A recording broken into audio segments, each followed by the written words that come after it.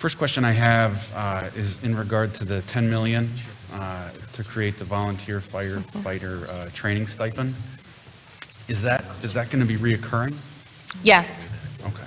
And is that going to be in conjunction with the nominal stipend that Assemblyman McDonald referred to earlier? Yes. So our intent with the stipend, the state-sponsored stipend, is to be able to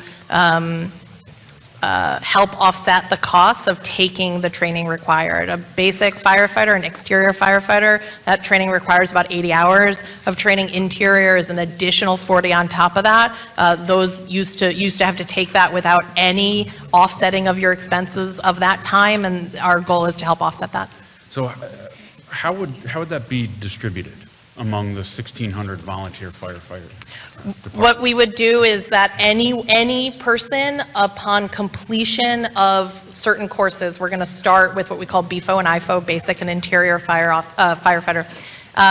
Anyone on the completion of that could ask their fire department to request this stipend, and then we would pay directly to that firefighter that's completed that training in an effort to assist in recruitment. How much does that cost per firefighter? We're suggesting, we are suggesting about $750 per firefighter who completes basic, and about $1,250 for every firefighter that completes interior. Okay, because with the math, that's roughly $6,000 per department if there's 1,600. So, I mean, I know that there's a nominal effort in here for the municipalities to seek it, but it seems underfunded.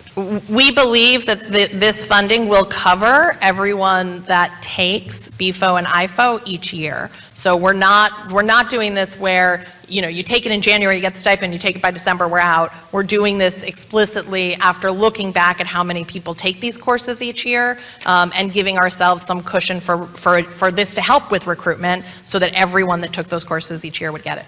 Okay.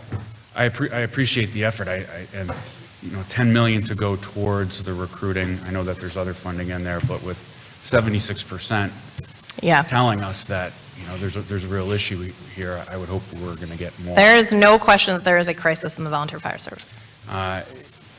In regards to that, in terms of the emotional resilience workshops that you rolled out last year, are those going to be continuing this year? Yes.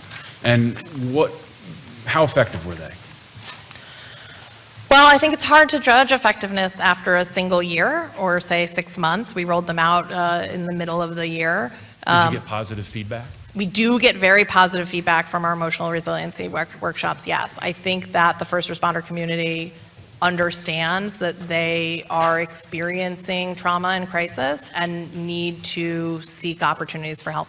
Right, yeah, one of the ways that I would measure the efficacy is if we see less burnout. Right. If we see higher reduction in retention burnout, reduction in suicides. That's the type of stuff we should look at. And you know, one of the things that we've seen on the veteran side is peer-to-peer support. Yeah. And this may be helpful and something to consider with our first responders as well. I absolutely agree. We just hired a new Deputy State Fire Administrator, Lucy Labriola-Cuff, who has specific expertise in the peer-to-peer networks of firefighters, and one of the reasons we hired her is for her to focus on things like this.